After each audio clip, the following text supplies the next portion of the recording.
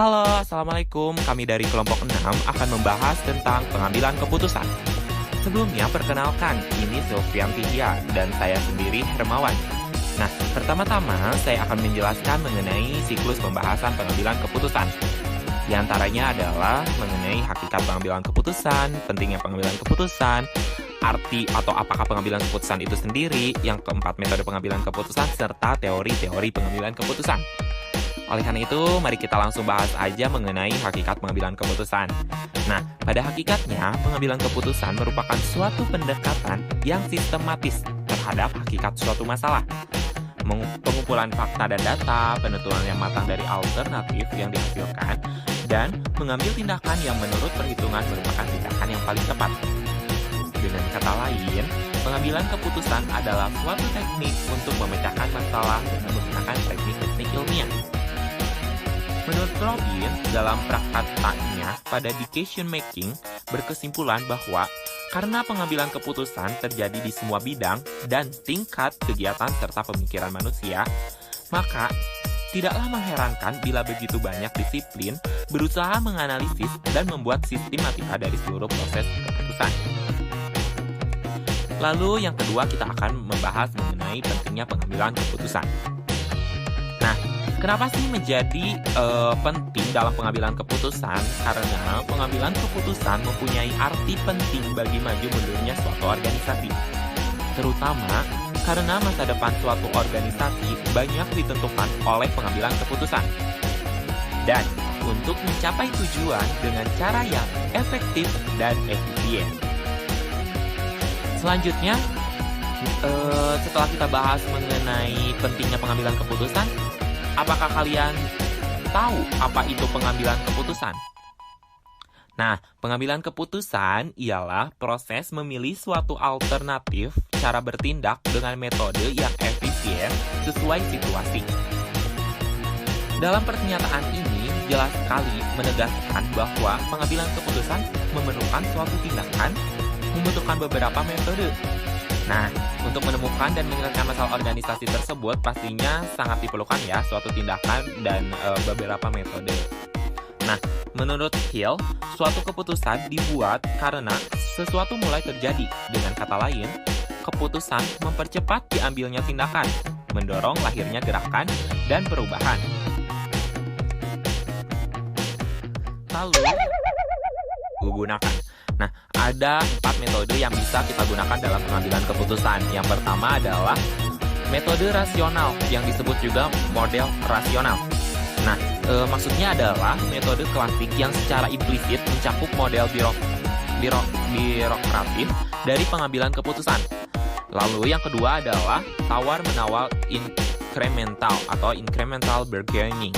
Dalam metode hasil keputusan diperoleh sebagai jerih payah dan tawar-menawar yang melelahkan dan persuasif melalui perdebatan dan negosiasi. Lalu yang ketiga ada metode agregatif atau agregatif metode. Nah, ini itu mencakup teknik Delphi dan teknik-teknik pengambilan keputusan yang berkaitan. Seringkali metode ini memanfaatkan konsultan dan tim-tim staf dalam merumuskan kebijaksanaan politik. Jadi dalam metode ini ada tim-tim atau staf khusus dalam pengambilan keputusan. Lalu yang keempat adalah metode keranjang sampah atau yang dikembangkan oleh March dan Olson. Model keranjang sampah menolak model rasional, bahkan rasional incremental yang sederhana sekalipun ia lebih tertarik pada karakter yang ditampilkan dalam pengambilan keputusan pada isu yang bermacam-macam. Lalu yang terakhir kita akan membahas mengenai teori-teori pengambilan keputusan. Nah, secara umum teori-teori pengambilan keputusan berbeda antara satu dengan yang lain. Nah, contohnya ada sekitar 6 metode aliran-aliran yang terdapat di dalam teori-teori pengambilan keputusan. Nah, yang pertama adalah aliran birokratif. Nah, teori ini memberikan tekanan yang cukup besar pada arus dan jalannya pekerjaan dalam struktur organisasi, seperti melaporkan masalah, memberi informasi, menyiapkan fakta-fakta, dan keterangan-keterangan lain kepada atasannya. Lalu yang kedua adalah aliran manajemen saintifik. Nah, teori ini menekankan pada pandangan bahwa tugas-tugas itu dapat dijabarkan dalam elemen-elemen logis yang dapat digambarkan secara saintifik. Sementara manajemen sendiri memiliki kemampuan untuk menganalisis dan menyelesaikan suatu masalah. Lalu yang ketiga adalah aliran hubungan kemanusiaan. Teori ini menganggap bahwa organisasi dapat berbuat lebih baik daripada lebih banyak perhatian diberikan kepada manusia dalam organisasi itu. Seperti yang menimbulkan kepuasan kerja, peran serta dalam pengambilan keputusan, memperlakukan organisasi sebagai suatu kelompok sosial yang mempunyai tujuan. Lalu yang keempat adalah aliran rasional ekonomi.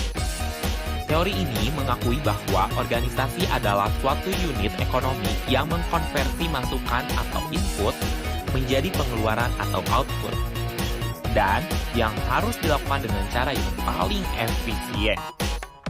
Lalu yang kelima adalah aliran statistik. Aliran ini tidak mengharapkan suatu keputusan yang sempurna, karena aliran ini yakin bahwa para manajer yang selalu dipenuhi berbagai masalah mampu membuat keputusan yang cukup rasional.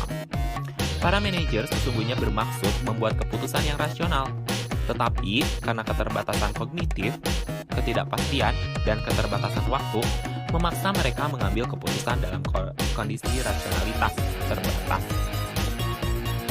Lalu yang keenam adalah aliran analisis sistem. Aliran ini percaya bahwa tiap masalah berada dalam suatu sistem yang terdiri atas berbagai subsistem, yang keseluruhannya merupakan suatu kesatuan seperti terlihat pada kata-kata dalam kotak teka-teki, di mana setiap kata mempunyai kaitan dan dampak satu terhadap yang lain. Nah, jadi itu beberapa materi mengenai pengambilan keputusan. Nah, bagi kalian yang mau bertanya, bisa langsung diskusi aja nanti saat kuliah berlangsung. Kita bisa diskusi mengenai apa yang kalian belum pahami. Bisa langsung ditanyakan aja, jangan sungkan, langsung ditanyakan aja. Karena di sini kita juga masih belajar dan mohon maaf bila masih ada kekurangan. Nah, mungkin segitu aja materi dari kami dari kelompok 6 mengenai pengambilan keputusan, baik itu dari metode, teori, hakikat, ataupun arti itu sendiri. Nah, itu aja yang bisa disampaikan. Terima kasih banyak atas perhatiannya. Mohon maaf bila banyak kesalahan dalam perkataan ataupun displaynya, karena kami di sini masih dalam proses pembelajaran. Atas perhatiannya kami ucapkan banyak terima kasih. Wassalamualaikum warahmatullahi wabarakatuh.